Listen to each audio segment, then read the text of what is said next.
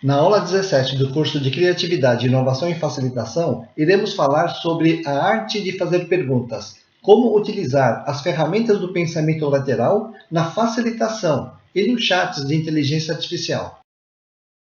Este esquema apresentado na aula 16 aborda as ferramentas do pensamento lateral, mas não de maneira prática.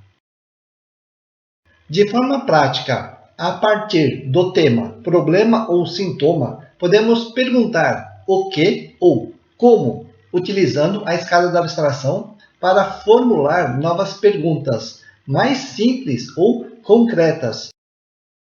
Ou então, utilizar a análise morfológica para focar em uma parte componente, o GPS para uma etapa do processo, ou as heurísticas de Polya para encontrar um caso particular ou mais simples, contribuindo para o pensamento lateral.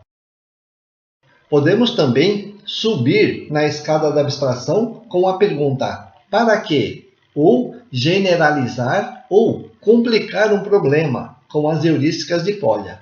Neste caso, o pensamento lateral ajuda a encontrar perspectivas mais abstratas. As heurísticas de Polya também nos instigam a buscar problemas análogos, até mesmo de outras áreas, forçando ainda mais o pensamento lateral. O Scamper também nos encoraja a modificar parte do tema ou problema para pensar de maneira diferente.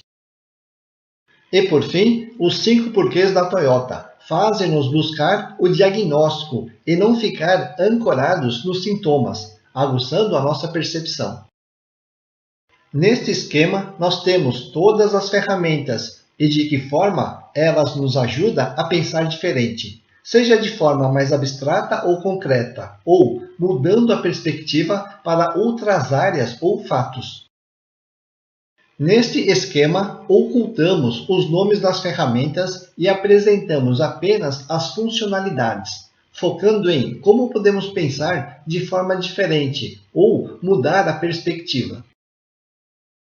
Encerrando a aula 17 do curso de Criatividade, Inovação e Facilitação. Nesta aula, mostramos de que forma as ferramentas do pensamento lateral nos ajudam a formular perguntas diferentes, alterando nossa perspectiva de pensamento ou na busca por ideias.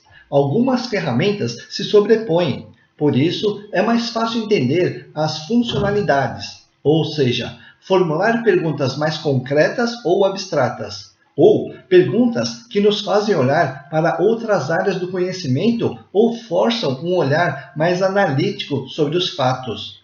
Na próxima aula, iremos fazer um resumo das ferramentas do pensamento criativo. Até lá!